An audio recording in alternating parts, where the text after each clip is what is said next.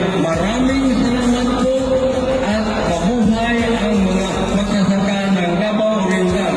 Maraming salamat po, Pangulong Bongbong Marcos, at maraming salamat po, Conrado Estrella. Maraming salamat. Mabuhay ang agrarian people.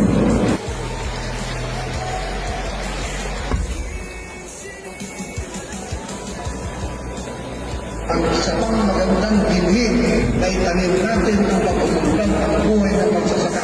Burahin na natin ang utang ng mga agrarian reform beneficiaries. Kanya ho hiniling ng ating mahal na Pangulo sa Kongreso, ganun din po sa Senado na ipasa etong batas na ngayon nilagdaan ng ating Pangulo.